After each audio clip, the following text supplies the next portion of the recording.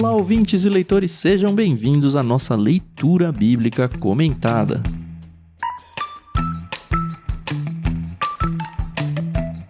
Eu sou o Thiago André Monteiro, @vulgutan. Estou aqui com a Carol Simão e com o Edu Oliveira para a gente lidar com as penúltimas pragas em Êxodo 10. Bom dia, tudo bem? Oi, pessoal, bom dia. Aqui é a Carol Simão.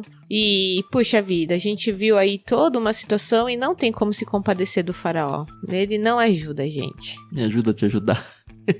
Exato.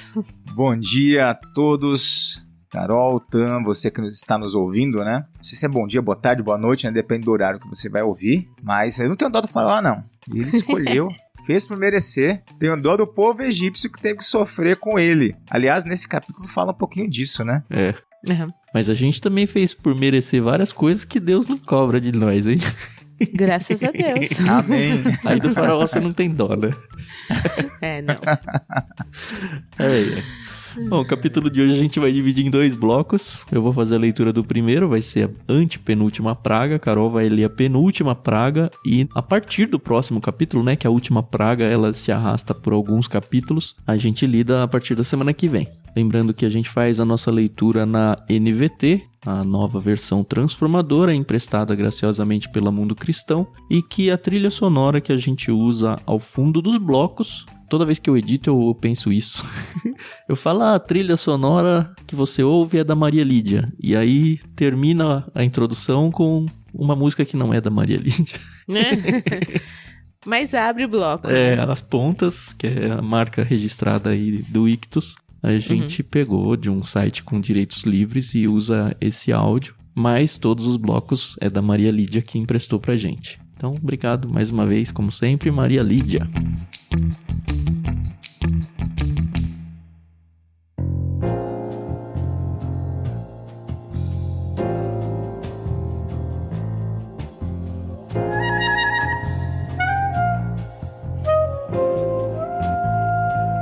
E vamos lá, a primeira leitura que eu vou fazer do capítulo 10, a gente vai até o verso 20.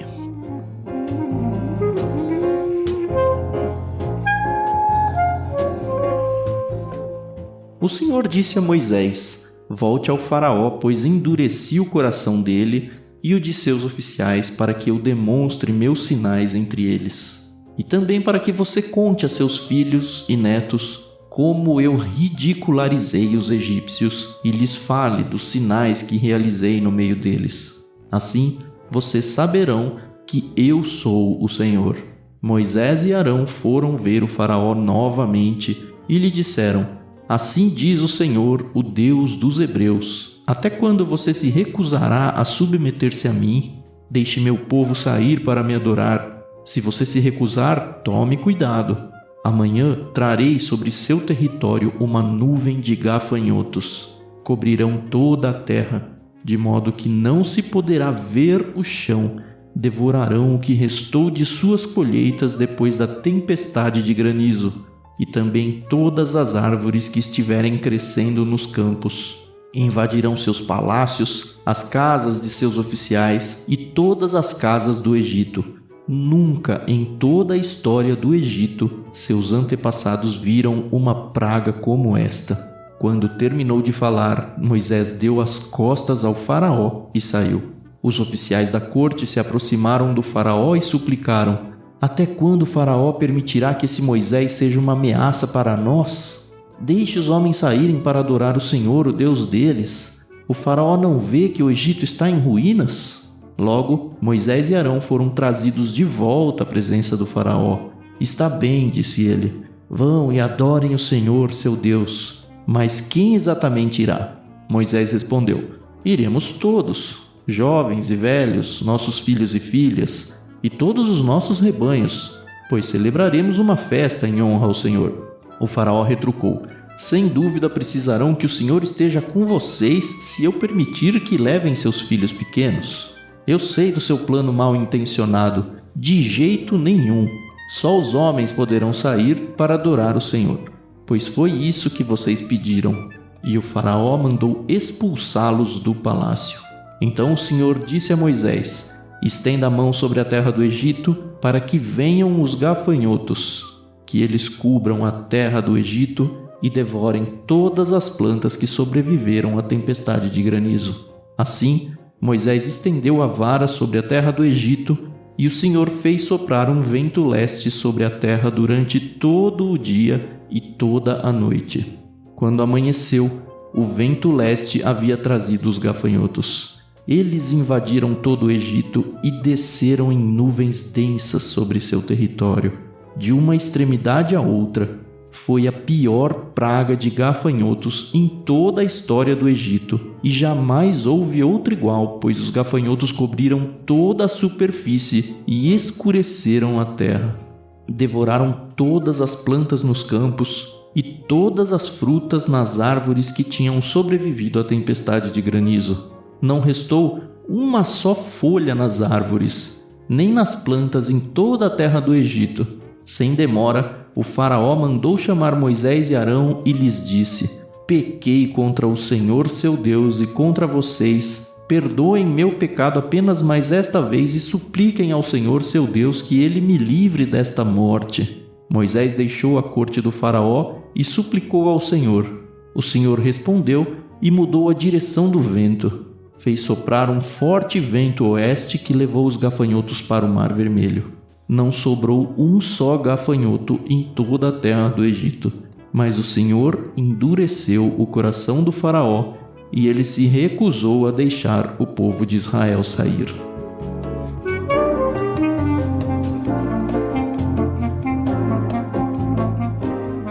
Mais didático do que isso, né? Deus sendo com o faraó, impossível, né? Poxa vida, né? Didático, Carol, é isso? É, porque ele falou, ó, vai acontecer isso, entendeu? Vai acontecer isso, presta atenção. Mas o faraó bonitão não quis dar ouvidos. Parece o pai quando pega o filho e fala, olha, vou te castigar, se você fizer isso, isso e isso, você sabe o que vem pela frente. Aí o filho fala, não, meu pai é bonzinho, nem vai saber. Em off eu tava conversando com o Tam, como é difícil educar um filho, né? Eu até falei pra ele de um conselho que tá aí pela internet pra quem quiser, né? Que é assim, se você quer experimentar a paternidade / maternidade, experimente, é a coisa mais linda que você vai fazer na sua vida. Agora, se você não quer experimentar a paternidade / maternidade, não experimente, porque é a coisa mais difícil. E Deus, sendo um bom, maravilhoso e misericordioso pai, ele com certeza experimenta, né, dentro da experiência sendo Deus, esse ditado, porque, gente, é difícil educar filho, viu? É difícil. Mas a gente tem que tomar um cuidado aqui, hein? O filho, pra usar a ilustração que vocês estão dando aí, o filho de Deus é Israel, não é o Egito. É, tá.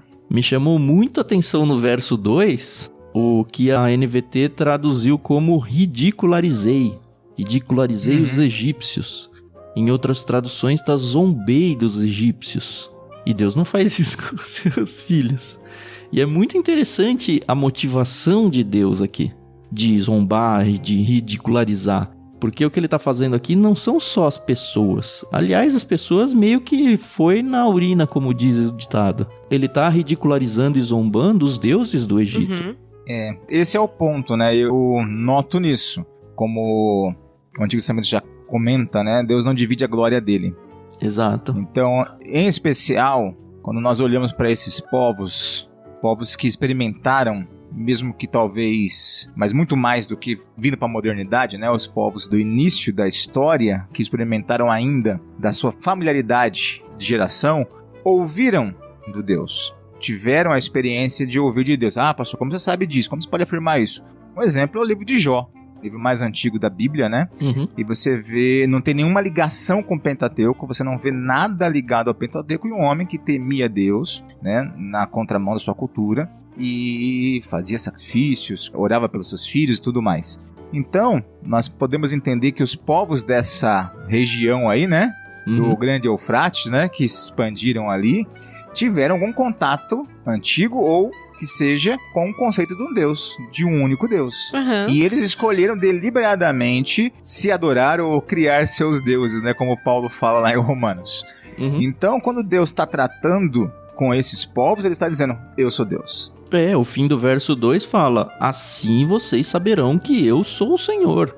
Ele tá falando para um povo, lembra? O povo que tá recebendo essa mensagem em primeira mão de Moisés é um povo que está no deserto, que já passou pelo êxodo, né? Isso aqui tá sendo contado para essas gerações, que já se rebelou algumas vezes contra Deus, que já passou pela experiência do bezerro de ouro, ou seja, uma tentativa de voltar a adorar outros deuses. E Deus falando: olha, eu sou Deus, eu sou Deus. Ninguém mais é. Como você falou, ele não divide a glória dele com ninguém.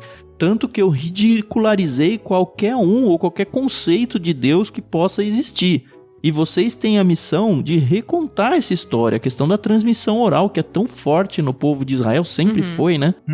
É a instrução que Deus dá aqui no verso 2. Olha, falem para as pessoas, contem para os seus filhos, para os seus netos, o quão ridículo é adorar outros deuses.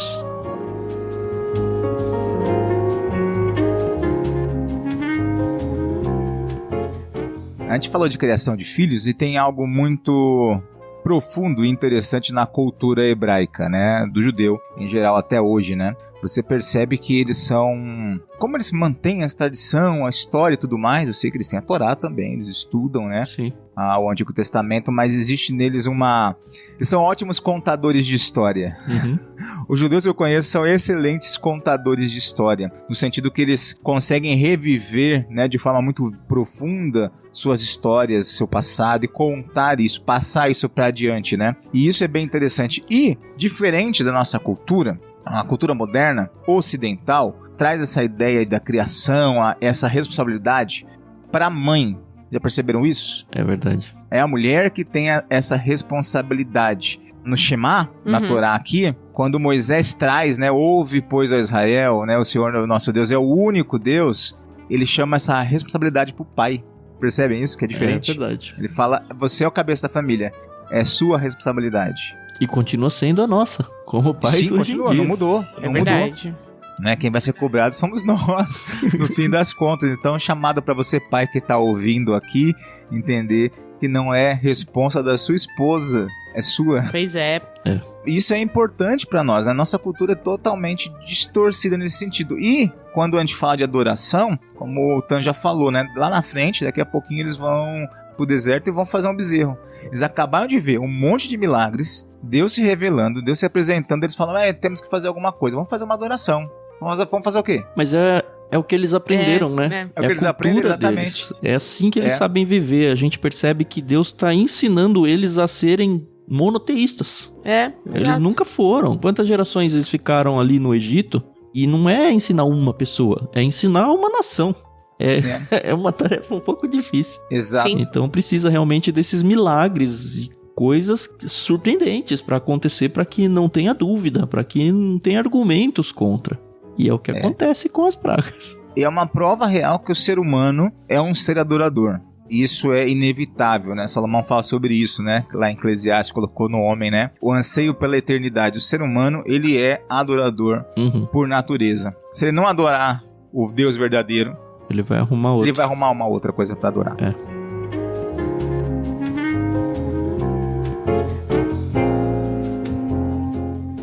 E é incrível que a gente percebe depois, estudando mais sobre a nação de Israel, que realmente era uma nação que Deus ele queria que fosse totalmente diferente, né? Então, monoteísta, como a gente tá vendo, Deus não queria nem que houvesse um rei entre eles, e a gente vai ver que isso funciona durante um tempo, mas, né, as coisas mudam. E um salvador, né, ia vir através dessa nação, né? Então, é todo um plano de anos, né, que vai sendo construído.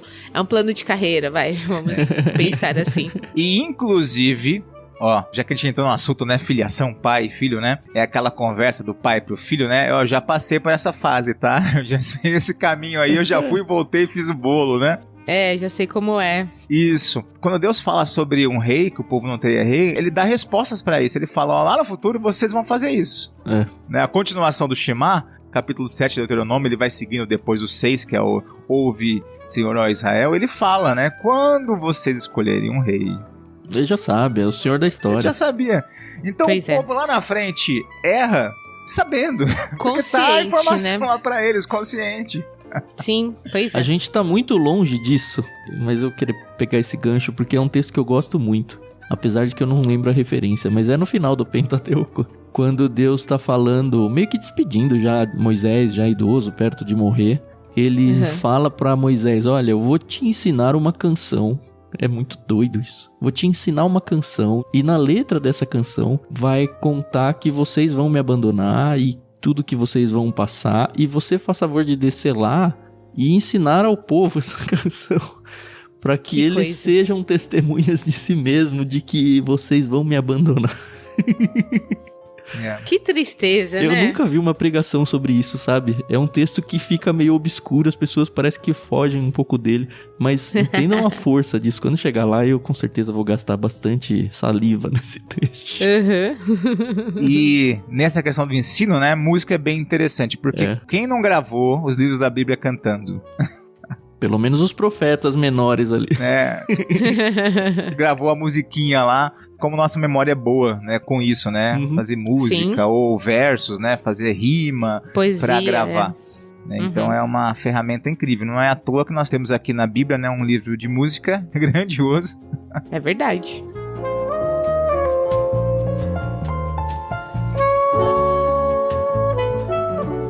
Agora, interessante alguns pontos, né, pra gente pensar. Quais, Carol? Gente, calma, que não tem Benjamin hoje aqui pra me atrapalhar. Ah, tá, beleza, peguei. Nós estamos gravando esse programa no último semestre de 2023, então a gente não sabe quando você está ouvindo esse programa, mas em 2020... a gente teve uma coisinha no mundo, né? Ali 2019, 2020, 2021, chamada coronavírus. Eu lembro disso. Né? De leve, né? Mudou um pouco assim a nossa vida. E não sei se vocês lembram que teve aí uma praga de uns gafanhotos aqui na América do Sul, que todo mundo ficou assustado, que, ai, será que isso chega no Brasil, vai destruir as plantações, etc e tal. E aí eu fico pensando, eu particularmente não fiquei com medo dos gafanhotos. Eu acho que eles acabaram nem chegando no Brasil com a força que estavam falando. Chegou na Argentina. Se você colocar aí praga gafanhotos 2020, você vai ver algumas imagens. Mas aí eu fico pensando, nossa, como será que os egípcios, eles receberam essa... O próprio texto depois fala como eles receberam, né? Eles ficaram desesperados, pediram pro faraó, pelo amor de Deus. Não, o país já estava detonado, né? O texto fala bastante sobre os granizos, o que responde também um pouco. Lembra que no capítulo 9, no verso 31, tinha um parênteses enorme. Ele se explica aqui, não, eu vou reler lá, 9:31. Todo o linho e a cevada foram destruídos pelo granizo, pois a cevada estava na espiga e o linho em flor. O trigo comum e o trigo candial, porém, foram poupados, pois ainda não tinham brotado do solo. Ah, é verdade. Foram poupados para os gafanhotos.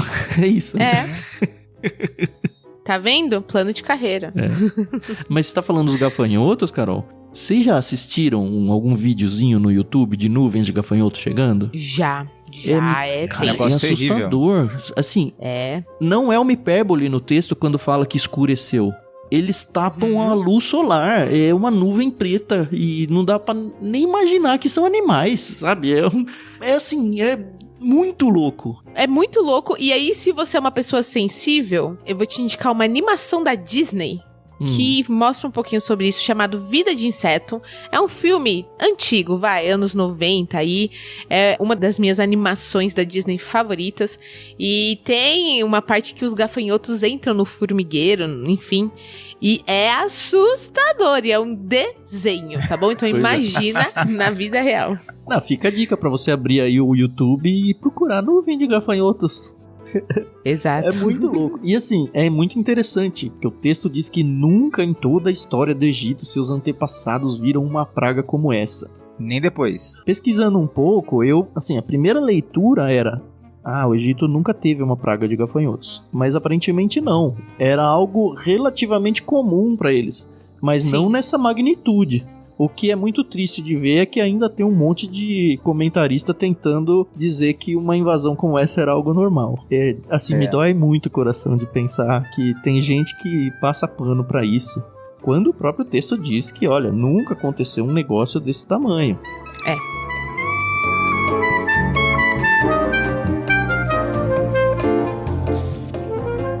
Uma coisa a se notar aí é que Deus está destronando, né, os deuses do Egito. O povo ali tá com a economia em frangalhos, tá afundando, né? Tá de mal a pior. Sim. Mas quando acontece o granizo e ainda tem plantas ainda que estão para nascer, eu dou um salto em Jó, né? No final de Jó, lembra que tem a destruição das terras dele pro granizo? Sim.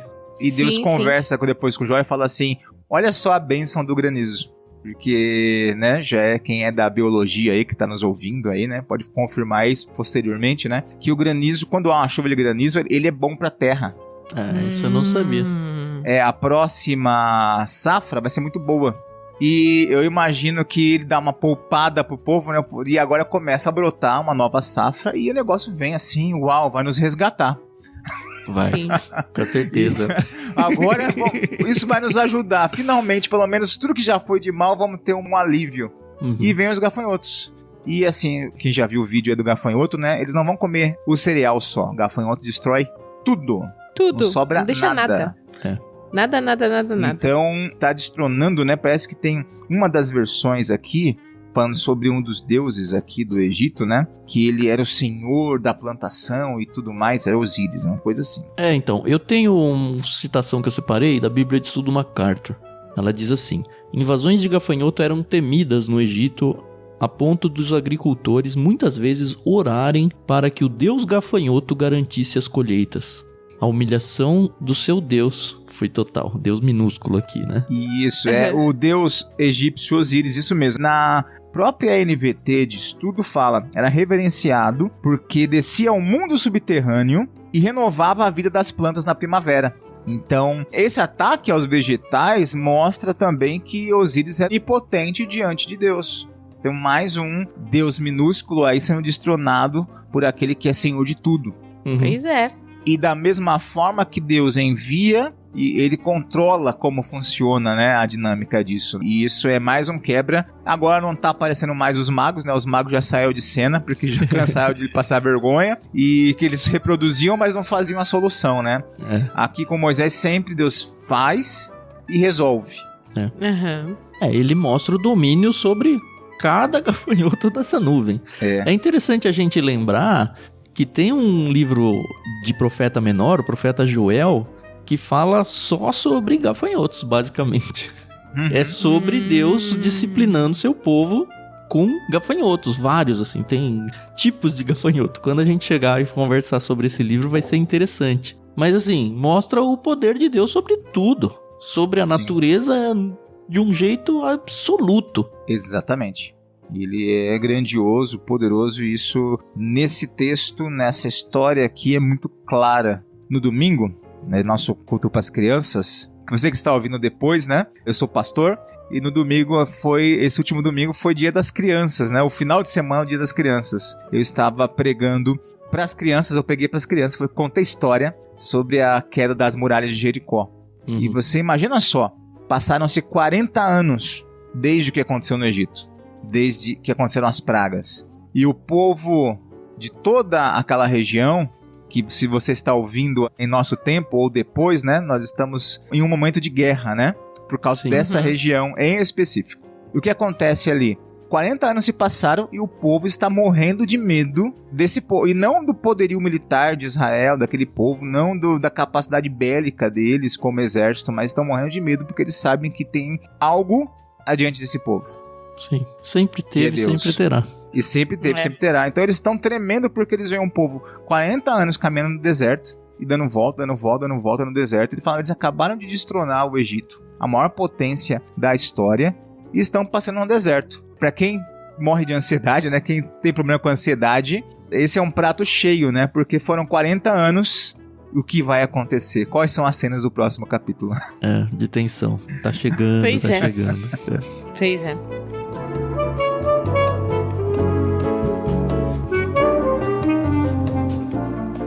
Você mencionou os oficiais do Egito aí, Edu? Mas eles aparecem sim no verso 7. Os oficiais, não aparecem mais os magos. Os magos já... Mas os oficiais vêm falar: Faraó, A primeira leitura, assim, né, que ele vem, os faraós da corte se aproximaram do faraó. Até quando o faraó permitirá que esse Moisés seja uma ameaça para nós? Se a gente para aí, a suposição de leitura seguinte é, mata esse cara logo. Mas não, eles entendem que tem alguém na frente, como você falou. Ele fala, deixa eles embora, pelo amor de Deus, né? Pelo amor dos deuses, ou sei lá o quê. Mas tira esse negócio da gente, sabe? É um câncer que tá destruindo o nosso país aqui. Estirpa logo, eles querem ir embora, deixa embora. Mas o faraó tá com o coração endurecido pelo próprio Deus, né? Sim, exatamente. E o pessoal pode até questionar, né? Como assim, né? Mas é aquilo. Deus, ele queria mostrar que, apesar do Egito ser uma potência, apesar do Egito ser talvez o país economicamente falando mais importante daquela região naquela época, nada disso importa. Que quando ele quer agir, ele vai agir e pronto, acabou. Agindo eu, quem impedirá? O que eu não entendi foi o verso 1. Porque diz, o Senhor disse a Moisés, volte ao faraó, pois endureci, eu Deus, né? Endureci o coração dele e o de seus oficiais. Só que lá no 7 fala que os oficiais falam, manda embora.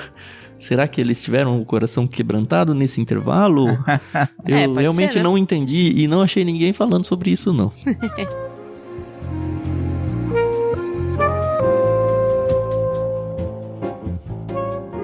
E aqui, no 6, antes do 7, fala que ele fala o que vai acontecer e sai andando. Ele não espera o faraó falar algo.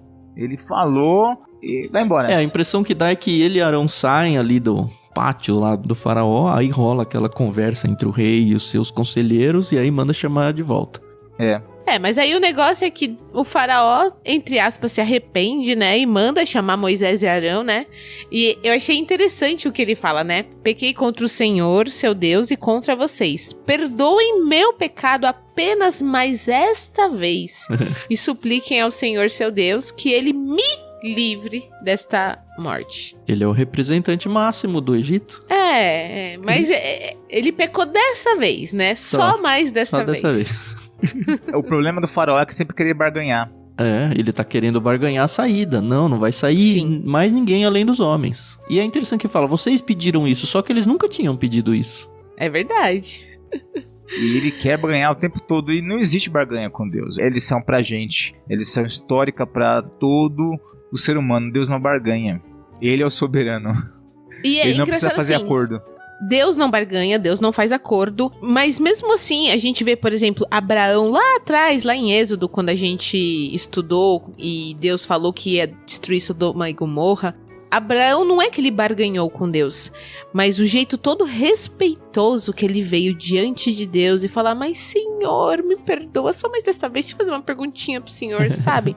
Então você vê a diferença, né? Você vê a reverência que Abraão tinha, conhecedor de quem era Deus, e o faraó, mesmo tendo passado pelo que ele já passou. E assim, eu não entendo um governante, uma pessoa que tá ali à frente representando uma nação, não se compadecer do sofrimento dessa nação. Não importa a situação. Isso, as pessoas que dependem dele, né? Das ações dele. E a gente vê que ele tá preocupado com ele, entendeu? Que Deus me livre dessa morte, que ele me perdoe. Carol, o governo brasileiro, você pode escolher aí a época e o partido. É sempre a mesma coisa. Quem está no poder só tá preocupado em quê? Em se manter no poder. Ele não tá nem aí pra quem tá embaixo. Ele tem o discurso de que ele tá se importando com o de baixo, porque quem tá embaixo é que vai garantir ou não a sua permanência ou a sua reentrada, ou seja o que for. Mas uma vez que ele tá lá, já era. Tanto que os governantes, quando que eles vão atrás da população? Quando tá chegando a eleição. Antes disso, sabe, é tudo pra mim. Tudo pra mim. Exatamente. É triste ver, né, essa cultura do... Não, ele pelo menos fez alguma coisa. Mas assim, não é uma exclusividade do Brasil isso não, hein? É o mundo inteiro, em todas as épocas, sempre. É a natureza humana. Então, mas assim, obviamente, eu entendo que o faraó era ali pros egípcios quase um deus, né? Mas se eu fosse um dos oficiais dele, ia falar, faraó, acho que o problema não é Moisés, entendeu? Acho que o problema é o senhor. Entendeu?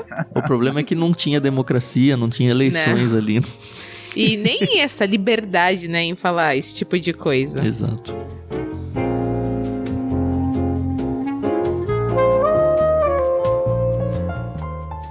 Bom, o fato é que ele nega e a praga vem do tamanho que a gente já desenhou aqui.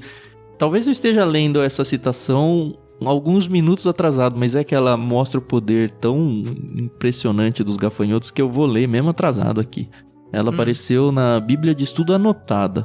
Esses insetos, falando dos gafanhotos, né? Esses insetos são uma das mais destrutivas criaturas existentes. Uma nuvem pode ter a densidade média de 50 milhões de gafanhotos por quilômetro quadrado. Podem desfolhar rapidamente centenas de quilômetros quadrados, causando pânico, desespero e terríveis consequências econômicas para os habitantes.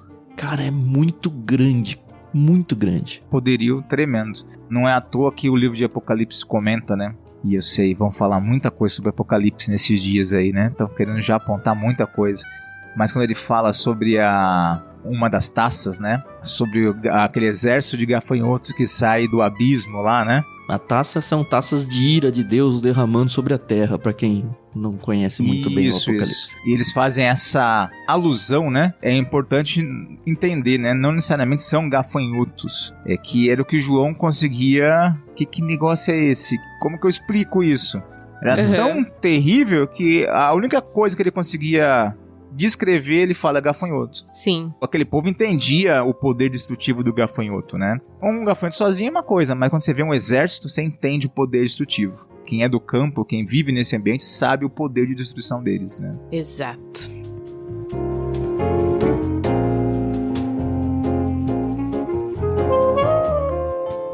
E depois dessa confissão de pecado vazia do faraó, o fato é que Deus tira sua mão. E no verso 19 é sensacional, né? Moisés deixou a corte do faraó e suplicou ao Senhor. O Senhor respondeu e mudou a direção do vento. Fez soprar um forte vento oeste que levou os gafanhotos para o Mar Vermelho. Não sobrou um só gafanhoto em toda a terra do Egito. Que poder é esse? Me lembrei de duas coisas aqui, né? Uma é de Jesus acalmando a tempestade. Sim. Que é absurdo. Toda vez que eu leio aquela passagem, eu me arrepio de verdade de imaginar a cena. Eu sou muito como a Carol, a gente é muito visual, a gente se coloca ali no cenário. E é uma pena pra quem lê e só lê interpretando, mas não vivendo a cena. E a outra coisa que eu me lembrei, que na verdade menciona a mesma cena de Jesus acalmando o mar, é daquele hino Sossegai, né? Todos ouvem ao seu mandar, sossegai. Então tá todo mundo tenso, tá todo mundo pensando, não tem mais jeito, nós vamos morrer. Como que não tem mais jeito? Eu sou Deus. E tudo ouve a minha voz. Não importa se é o mar, se são os gafanhotos, se é o líder da maior potência do mundo, todos fazem o que eu mando. Puxa, é de incrível, arrepiar. né?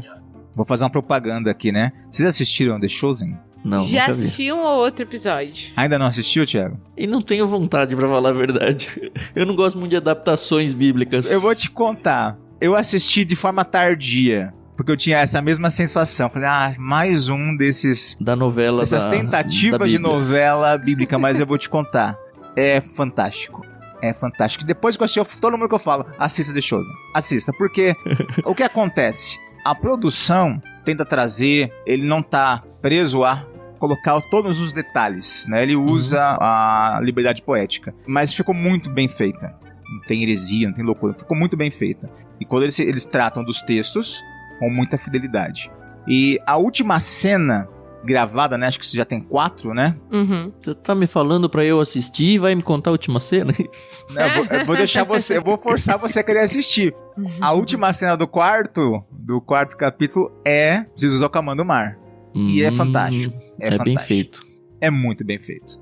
E é interessante porque, assim, vocês gravaram recentemente sobre aquele filme A Revolução de Jesus, o Movimento né? de Jesus. Movimento de Jesus. E é o mesmo ator, né, que faz o The Chosen, né? E O trailer? o trailer, né? O trailer é muito legal porque o trailer parece, né? Você fica assim, caramba, será que vão fazer vão pegar o The Chosen e jogar aqui? Porque você fica...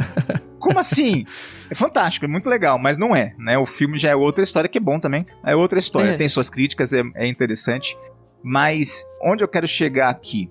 Nós percebemos uma coisa, uma pontinha do filme lá, que eles falam na conversa do rapaz lá com o pregador. Ele fala, as pessoas estão procurando. Elas estão à procura. Mas elas vão procurar das mais diversas formas, né? Naquele período ali, né? O Woodstock e tudo mais, nós sabemos aonde foi parar, aonde estava a busca. E hoje as pessoas estão buscando da mesma forma. Isso é importante salientar. Tanto que esse The Chosen está sendo um sucesso, né? E assim, porque o mundo tem mais evangélicos. Não, eu discordo veementemente quando falam, o evangelho está crescendo no Brasil. Nós temos 1/3 da população brasileira, 1/4 é de evangélico. Eu estou procurando até hoje esse 1/4 aí. De evangélico de verdade, né? Na escola do meu filho, todas as oportunidades que existem de alunos e professores para dar uma alfinetada no cristianismo, eles fazem, não perdem oportunidades não. Exatamente. Então as pessoas estão procurando, estão à busca, mas estão buscando nos cristais, nos vegetais, nas mais diversas coisas, menos no que realmente Mas importa. É o que você falou antes aí. O ser humano, ele precisa adorar, ele tem a eternidade no seu coração, para usar o que você falou aí, que é uma palavra bíblica. Uhum. A questão é que ele se perde na busca. Exatamente. Exato. E essa série trouxe à tona isso, porque pessoas que não estavam nem aí com o cristianismo, com o evangelho, estão assistindo e estão ficando assim, opa, Estão ficando mexidos, né? faz sentido. Tomara que eles encontrem o LBC aqui, onde a gente lê a Bíblia de verdade.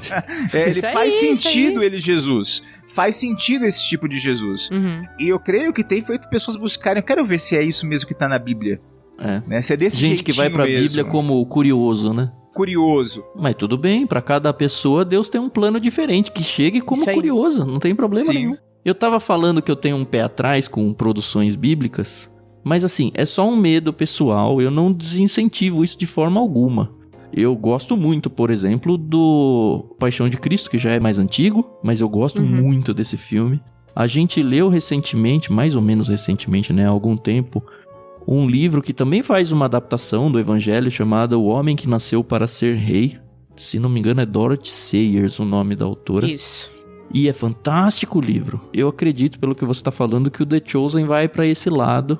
E óbvio, vai ter uma outra coisa aí que... Eu não vou nem dizer que tá errado, eu vou dizer que a Bíblia não revelou e a gente não tem como afirmar se é certo ou errado, porque como você vai contar uma história roteirizada, você tem que encher com carne a história, coisa que às vezes não tá revelado na Bíblia. Então você tem que supor alguma coisa e aí você pode acertar ou errar, e muitas vezes a gente nem vai saber se acertou ou errou. Exato. Mas assim, os dois exemplos que eu dei, coisas que eu consumi, o livro e o Paixão de Cristo, eu acho que foi feito muito bem e eu percebo por trás da intenção do autor, seja do filme ou seja do livro, um respeito e até um propósito muito claros e muito corretos diante de Deus. Sim. E é muito legal, porque na série, né, hoje estamos falando pra série, né, você vê a humanidade de Cristo muito clara.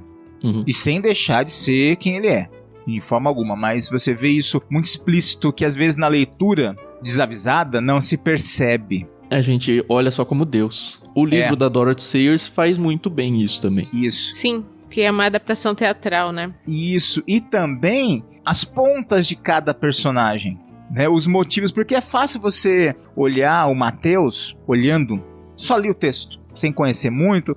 Ele era um publicano. Quais as motivações dele. E como isso era muito profundo, como que o judeu olhava esse cara? Como que o Simão, que era um revolucionário, olhava pra esse cara e Jesus colocar na mesa os dois, lado a lado? Como que Judas foi pra mesma mesa. Pois é. Tem isso, é fantástico na série. Cada um tem suas motivações, as suas cosmovisões, os seus panos de fundo, tudo. A minha esposa não pode negar, eu sou meio durão pra muita coisa, né? No cinema, eu não sou muito de chorar, não sou muito assim, né? E ela fala que só uma pessoa consegue me fazer chorar, né? Que é o Will Smith. Não sei porquê, mas o cara é bom, né? Pra fazer o povo chorar, né, nos seus filmes, né? Mas nessa série teve cenas que eu conheço o texto, sou pastor, eu estudo, já li de cor salteado e tal, mas teve cenas, teve uma que pegou muito. Não quero fazer spoiler, né? Mas sabe quando você lê o texto, vai lá no texto lá e vê quando Jesus se encontra com Natanael, ele fala muito bem, um verdadeiro varão israelita, tal. Ele fala, quem que é você? Você não me conhece? E ele fala no texto, né? Você lê o texto e parece que passa batido. Eu te vi. Só isso. Não é isso? Eu te vi quando você estava em tal lugar. Acabou o assunto. E continua o resto. Acabou. Ele fala, mestre, e começa a seguir. Você passa batido. A cena da série é linda, porque se encaixa com muita coisa que eu experimentei como cristão na minha vida, eu e Deus. E de momentos que você fala assim, Deus, cadê você? E você não vê resposta. E depois é como ele fala, eu te vi. Fantástico. Você se sentiu Natanael, é isso? Não me senti um varão perfeito, não. Não, mas de entender que ele é aquele Deus que nos vê, né? Que sabe o que está acontecendo, mesmo que a gente ache que ele está distante, né? Então, isso é muito interessante. É muito bom para entender que Deus quer se relacionar conosco de forma profunda, né? Não é só uma ligação de, eu vou na igreja, assisto um culto. Aliás, isso é muito comum na nossa cultura, né? Eu assisto um culto, né? Nós prestamos culto. Por isso que você que talvez nos ouve hoje e tá decidido, talvez aqui, depois de se magoar com a igreja, com diversas situações, vou ficar em casa, eu escuto o LBC, escuto algum pregador de casa mesmo, não quero... Tem sido muito comum isso, né? Pós-pandemia. Você que se situou no período da pandemia, né? De pessoas que não querem mais voltar para a igreja. Adoração não é um programa. Eu não vou assistir um culto, eu presto um culto, então eu preciso de pessoas para isso. Aliás, acho que vale a fala, a gente já faz tempo que falou isso. O LBC, ele não tem a intenção de ser o seu alimento de comunhão entre você e Deus. É um complemento. A gente sabe de algumas pessoas que nos procuram, escrevem pra gente, contam seus testemunhos, muitos de como eu me reencontrei com Deus, eu estava afastado. Isso enche o nosso coração de alegria? Claro Sim. que enche. Só que eu realmente peço para que vocês ouvintes que estão nesse momento afastados da sua comunidade, da sua igreja local, volte para lá. Procure uma nova, se você mudou de cidade e... tô bem aqui com Deus e não preciso mais disso, o lugar onde eu morava me machucou tanto. Não é esse o plano. O LBC tá aqui para ajudar você a crescer na sua semana, ter um pouco de conhecimento bíblico um pouco mais, te deixar um pouco mais esperto para as coisas de Deus e não cair em ciladas do mundo e tudo mais. Só que nós não somos uma igreja não, tá? A gente se coloca como um projeto missionário porque a gente leva a palavra de Deus para pessoas. Aonde cai as sementes que a gente está jogando, só Deus sabe. A gente ora para que caia em solo fértil. Sim. Muitos vão cair em pedras, enfim. É a vida de um evangelista ou de um missionário. Só que não substitua a sua vivência com Deus, a sua vivência com a igreja, que é a comunidade de pessoas que vão lá adorar a Deus, pelo LBC, tá? Não faça isso. Pelo contrário, vá lá e apresenta o LBC para essas pessoas, porque elas podem ganhar um pouco de musculatura espiritual, tendo o seu dia a dia, sua rotina, falando sobre a palavra de Deus. Só que a igreja local é que é mais importante do que o que a gente tem feito aqui, tá? Isso aí. Isso aí.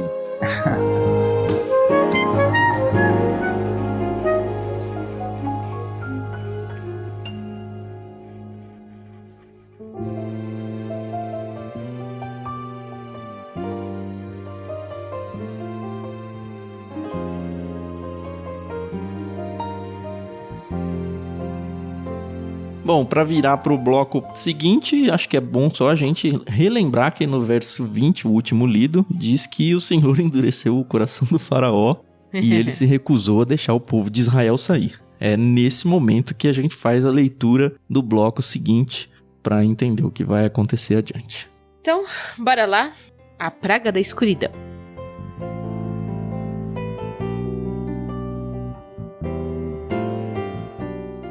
O Senhor disse a Moisés: estenda a mão em direção ao céu, e a terra do Egito ficará coberta de escuridão tão densa que poderá ser apalpada.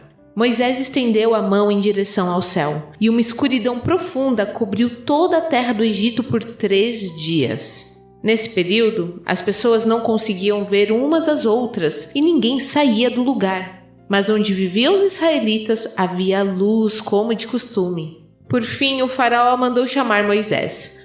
Vão e adorem o Senhor, disse ele. Podem até levar seus filhos pequenos, mas deixem seus rebanhos aqui. De jeito nenhum, respondeu Moisés. Por acaso o faraó nos daria os animais necessários para as ofertas e os holocaustos ao Senhor nosso Deus? Todos os nossos animais devem ir conosco. Não podemos deixar nenhum casco para trás. Temos de escolher dentre esses animais para adorar o Senhor nosso Deus, e só saberemos como adorar o Senhor quando chegarmos lá.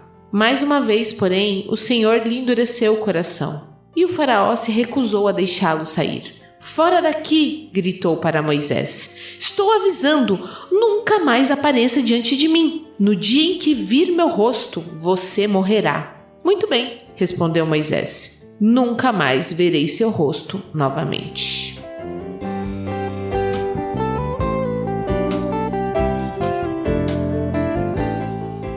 Uau!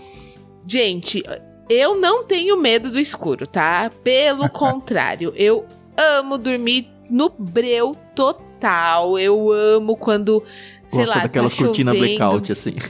Gosto. Eu sou muito chata pra essas coisas. Isso é uma coisa que a gente, desde a nossa infância aqui em casa, era assim. Quando eu casei, foi uma coisa que eu tive aí de conflito, porque o meu esposo, ele não se incomoda. Então, ele dorme com janela aberta. Ele só dorme. Eu não. Tem que estar tudo escuro. Aquele LEDzinho da televisão me incomoda demais. Desde então vocês dormem em quartos separados, é isso? Não. Ele teve que se adaptar. Certo. É de família isso. É, exatamente. E na maternidade, eu também tenho ensinado o meu filho a dormir no escuro, entendeu? Só acender a luz quando é estritamente necessário. Mas, ao mesmo tempo, eu não gosto de estar na rua de noite. Eu não gosto quando acaba a eletricidade, a gente tá num lugar público. Porque bate aquele medo do que você não tá enxergando. Agora, imagina você conseguir apalpar a escuridão e ficar assim por 3 dias. 3 dias. Quer dizer, apagou a luz. Se você tem um filho pequeno, você não sabe onde ele tá. Se você tá ali cozinhando, acabou. Não, você não sabe se você vai tropeçar em alguma coisa. Exato. Então as pessoas possivelmente ficaram ali sentadas, no máximo dentro de casa. Gente, é tenso. Tensíssimo. O que eu fiquei meio confuso no começo é... Tá escuro, ok. Mas... Ok, não tem lâmpada elétrica ainda. Mas tem lampião, tem fogo, tem alguma coisa, mas aparentemente nem isso estava resolvendo muito. O texto não diz isso, mas a impressão que me deu era isso. E alguns comentaristas que eu pesquisei, eles defendem a tese de que aqui era meio que uma combinação entre uma tempestade de areia violentíssima e uma escuridão sobrenatural. Algo que tornou a coisa, eu acho que palpável aqui, na verdade, é mais uma hipérbole, né? Mas... pelo menos responderia a questão de... Tá, se eu acender um fogareiro, uma luminária ou alguma coisa dentro de casa, por que não resolve? E aparentemente não resolveu, porque as pessoas não conseguiam enxergar a própria mão à frente. Então, assim, alguma coisa aconteceu, seja a areia, seja o que for, que eu acho que é muito mais do que só o escuro que a gente conhece. É um escuro de Deus, sei lá, é um escuro mais tenso. Não sei se vocês viram alguma coisa, ou se vocês acham isso passar pano também. Eu entendo porque aquele salto no Gênesis, na criação, sobre a escuridão e quando Deus cria os luminares. Isso, terra vazia, escuridão. E quando Deus cria os luminares, né? O sol, as estrelas, que servem para datas, para tal, explica cada coisa. Aí que quebra aquela ideia, né? O sol que traz, né? A luz é produto do sol. E não é, porque Deus cria a luz antes, a luz cósmica antes, né? No Fiat Lux lá, né? Haja a luz, né? Sim. Então, é diferente uma coisa da outra. Não que o sol não emita luz pra nós hoje, né? Não é isso que o Edu tá falando. Exatamente. Não vai achar que a gente é contra a ciência aqui. Né? Mas no contexto de escuridão, não necessariamente seja só a falta do sol, né? Escuridão é algo mais profundo. É um bloqueio divino mesmo. É. E o incrível, né? Novamente, imaginar que talvez ali tinha luz e no povo lá do hebreu tava tudo tranquilo. Lá tinha. É isso que eu não consigo visualizar. Eu não consigo visualizar isso, não pode ter sido um eclipse, né? Eu também vi comentarista, foi uma tempestade que é comum, né? Naquela região, tempestade de areia, que... Então, imagina só, a tempestade de areia chegou ali na parte dos hebreus e travou ali. Aí ficaria muito interessante. O que seria surpreendente também. Surpreendente, até se falarem. Porque a escuridão já é. Imagina, você passa na metade, aqui tá escuro, aqui tá claro. Como que é esse negócio?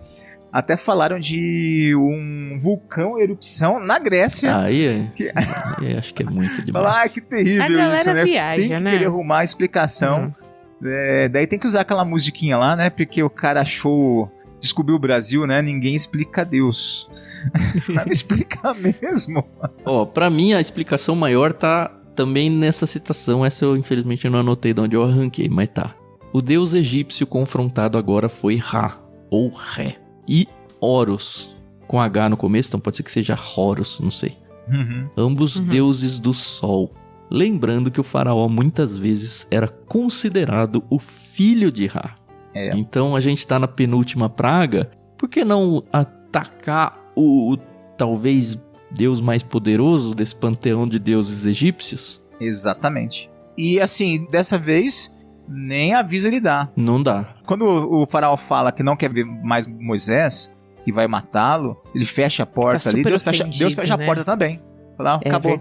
Acabou a negociação. Mas o faraó tenta negociar mais uma vez, né? Ó, tá bom, não vai só os homens, vai as mulheres, as crianças, mas os animais não.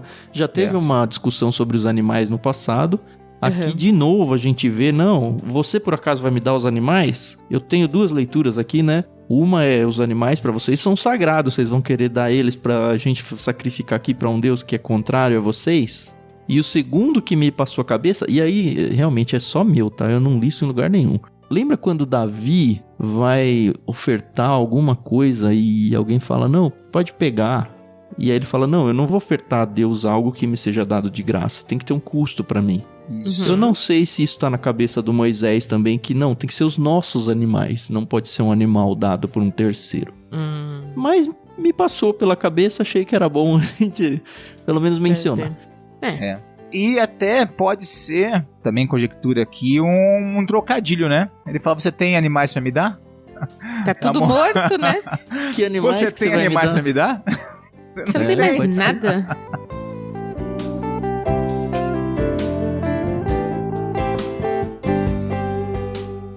E a gente de novo vê que Faraó, em vez de ficar humilde, né, por ter sido humilhado e disciplinado, não, ele ainda fica ofendido, né? Como assim, né? Ó, eu sou Faraó, cara. Olha o que eu tô passando aqui. E aí ele fica tão ofendido que eu acho que é nesse momento em que realmente ele vê Moisés como o inimigo. Sim, e até ameaça ele de morte, acho que pela primeira vez. Exato. E aí ele fala, ó, não quero te ver nunca mais. E se você ver o meu rosto, você vai morrer. Você vai morrer. Não é nem Faraó vendo Moisés. Mas se Moisés voltasse a vê-lo, ia perder aí. E sabe o que é curioso? É que no capítulo 12, o próprio Faraó vai chamar o Moisés e o Arão mais uma vez. Mas guarda pra frente. Tá bom. E aí você vê a total rebelião dele, né? Como lá nós lemos lá atrás, eu fiz aquele comentário que quando ele fala que você será pra ele como um deus, né? Essa forma do faraó olhar pra Moisés como esse cara é diferente, não posso tocar nele, não vou me misturar, vou tomar cuidado, vou ficar cheio de dedos com ele porque tem algo estranho, diferente nele, né? Sim. Isso acaba aqui. Se encaixa muito o ser humano. Quando o ser humano, né, quando o tolo no seu coração diz não a Deus, né? Então é meio que faraó. Acabou. Eu já não te olho mais dessa forma. Então, se você aparecer na minha frente, eu te mato. E vem escuridão. 3 dias, hein? 3 dias. 3 dias. O homem sem Deus, o homem distante de Deus, está em completa escuridão. Exatamente. Está em completa, em total escuridão.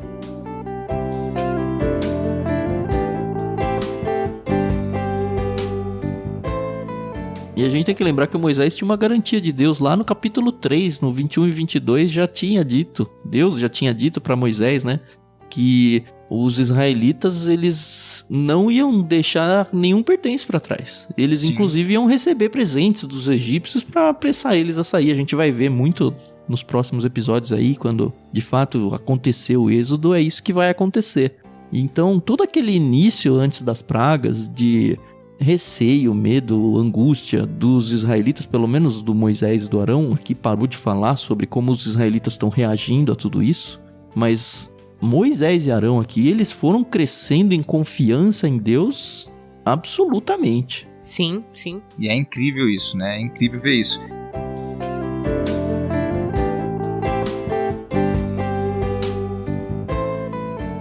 Amon-Ra. Aqui na NVT mesmo, no estudo, ele fala que era considerado a fonte definitiva da vida. Então Deus já começa, né, dar o salto, né? Opa, é o sol? É a luz? Então eu vou tirar. É tipo o Cavaleiro do Zodíaco, né? Começa nos mais fraquinhos, vai escalando e termina ali no Ra. Pô, não fala assim não, porque o primeiro cavaleiro que eles lutam lá, ó, sou bom nessas coisas, é o Aldebaran, e ele é brasileiro. Fala que o brasileiro é fraquinho, não. Ai, gente, eu mereço. Aí a gente chegou num negócio aí que muita gente vai falar, como assim vocês veem Cavaleiro Zodíaco, essa coisa aí do diabo, né? Eu mesma nunca vi, Isso é tá, cultura gente? pop, tá? É só cultura pop. Eu tenho umas brigas com meu filho, que meu filho é a geração do Naruto, o meu mais velho, Isso né? eu nunca vi. Falam tão bem dele. Aí eu falo com ele, a Carol entende, hein, que eu sei que é uma história da Carol. A Carol assistiu todos os episódios do Naruto. Todos não. O que passava no SBT quando eu era adolescente. Naruto é o loiro, né, Carol? Porque É. tem o Dragon Ball, que esse eu também não vi, mas assim, Esse é o eu só Goku. não vi nenhum deles porque fugiu da minha geração. Eu já era adulto Uhum. quando começou a passar e eu, enfim, tava preocupado com outras coisas da vida. Mas tem uma rixa entre eu e meu filho aqui, porque ele fala que o Naruto é o melhor. Eu falo, não, o melhor é o Cavaleiro dos Zodíacos. Ele, não, mas como? Tem que assistir. Ele começa a assistir e para, pai, não dá, eu quero assistir o outro. Eu falei, tem que Pior assistir que o até o novo final. é ruim, viu? Horrível. Horroroso, né? Tem que ser o clássico. Tem que ser o clássico. Ai. Mas ninguém ganha do Chapolin Colorado. É isso. Isso aí.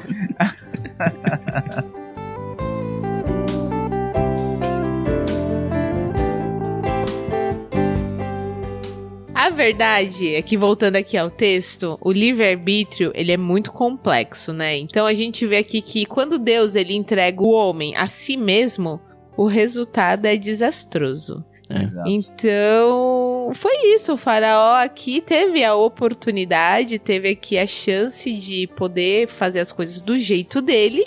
E a gente viu que o jeito dele não é o melhor jeito. Eu ouso dizer que era o único jeito dele. E a perguntinha pra deixar a pulga atrás da orelha da turma aqui, talvez você que está ouvindo aí, só vou deixar, tá? Não tô entrando em posição nenhuma. Mas existe livre-arbítrio? É, então. E aí? Bom, eu vou me abraçar na pulga atrás da orelha, porque a gente já viu que a das pulgas foi embora, as pulgas. Então não tem... As pulgas foram embora, você viu? Ou será que nós somos inclinados à natureza? Não, eu vou muito nessa linha da Carol. Deus dá ao nosso livre-arbítrio a escolha aí. Só que o ser humano, com toda a sua natureza pecaminosa, só sabe escolher o mal. O mal, exatamente. Que é o que o faraó fez. Sabe a cordinha? Ele deixa a cordinha, ele solta a corda, ela tem um certo tamanho, mas uma hora a gente se enforca nela. É bem Enfim, assim. não queremos quebrar a teologia de ninguém, pelo menos não hoje. Não hoje, não é esse o objetivo, então é só graça. Mas assim, é um texto que eu sei que incomoda, me incomodou por muito tempo, hoje não me incomoda mais, mas tenho certeza que incomoda muita gente. O faraó endureceu o coração, Deus endureceu o coração do faraó, e aí muita gente vai pro lado do coitadismo do faraó, sabe? Poxa, ele não teve nem chance.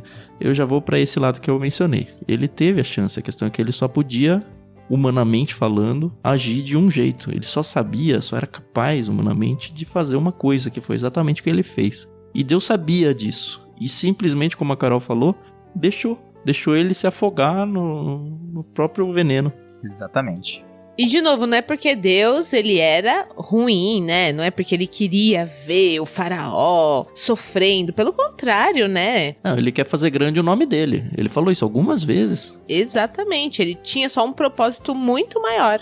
E é isso que a gente tem que focar e levar.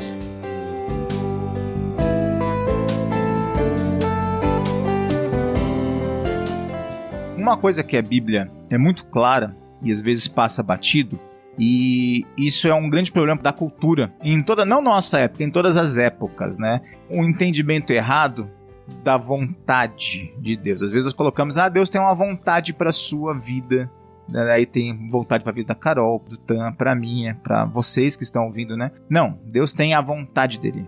Uhum. Ponto. Nós que temos que nos equalizar, nos encaixar, né? Pegar a rabeira, jogar a cordinha e na vontade dele. Então, ele é o soberano da história.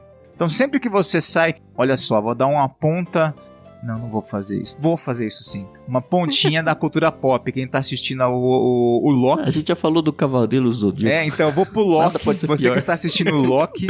Não vi, não vai estragar. Nessa Só época... só a primeira temporada. É verdade. 2023. Olha como é interessante esse tema da liberdade humana, tem ou não tem, porque está na cultura pop.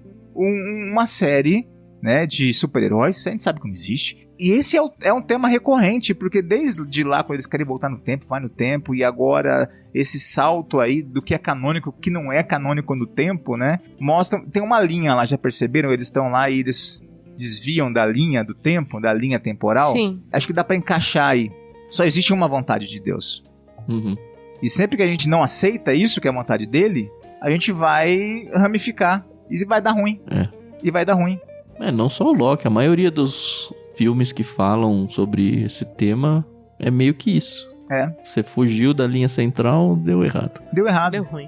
O grande problema da cultura é que ela tenta colocar essa ideia dessa linha central como se esse fosse o problema. Mas ela que é a linha. Tudo que se afasta gera caos. Então o ser humano, longe de Deus, está em um tremendo caos. Longe da vontade de Deus, está num tremendo caos. E é tão legal poder usar a cultura pop pra gente falar sobre Deus. Sim. É triste ver pessoas fugindo da cultura pop porque acha que é do diabo, quando a gente pode usar o que eles estão falando, e às vezes nem eles entendem o que eles estão falando. Exato. Ou o que tá por trás do que eles estão falando. Quão mas a gente entende e usa muito bem. Por que não vamos usar? Isso. Uhum. E isso é incrível, que mais uma vez responde essa questão que nós conversamos um pouco atrás, do anseio do homem a respeito de Deus, a respeito da eternidade. O homem questiona, o homem procura, de forma errada, mas procura. Uhum. E nós vemos, você que conhece o Evangelho, conhece a Palavra de Deus, você vê essas perguntas, esses questionamentos, essa procura em tudo da cultura, na música, você vai ver na literatura, vai ver no cinema, esses lampejos dessa procura. É sábio para nós perceber esses questionamentos e poder apontar esse Deus que se faz presente, esse Deus que se apresenta para nós. Então eu amo isso. Eu estou assistindo filmes com meus filhos em casa aqui, minha esposa fala que eu sou muito comentarista de filme, e do nada eu falei, olha como essa aqui se encaixa com isso, daí vira um assunto bíblico. Mas você fica estragando no meio, tem que esperar acabar o filme para depois fazer a palestra. Não dá. As discussões começa a conversa, o assunto vai. É muito legal isso.